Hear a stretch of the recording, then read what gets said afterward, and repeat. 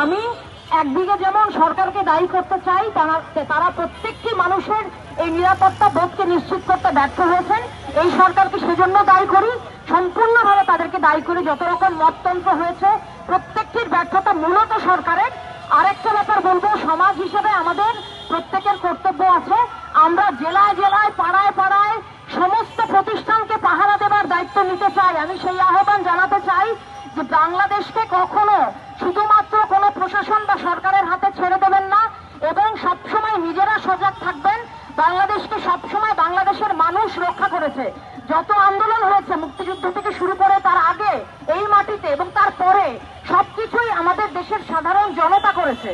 কোনো বিশেষ গোষ্ঠী এখানে কোনো কিছু করতে পারেনি। আওয়ামী লীগের সমর্থক যারা, তারা খুশি হবেন না, আপনাদের দিন শেষ। আমরা আপনাদেরকে রুখেছি। নতুন যারা অন্য কোনো চেহারা নিয়ে, কোন রকম দমন পীড়নের চেহারা নিয়ে সামনে আসবেন, আমরা অবশ্যই আপনাদেরকে রুখে দেবো। এটা সুরের দেশ, এটা স্লোগানের দেশ, এটা মুক্তির কথা বলার দেশ, এটা স্বাধীন বাংলাদেশ।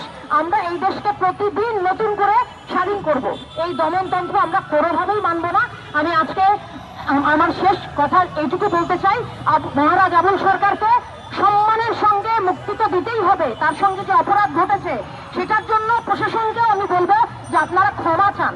যে গোষ্ঠীগুলি আক্রমণ করলো তাদেরকে যে আপনারা বাধা দিতে পারেননি, তাদেরকে যে আপনারা নিয়ন্ত্রণ করতে পারেননি, সেজন্য আপনারা ক্ষমা চান।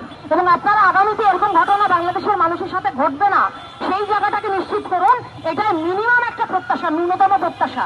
ধন্যবাদ।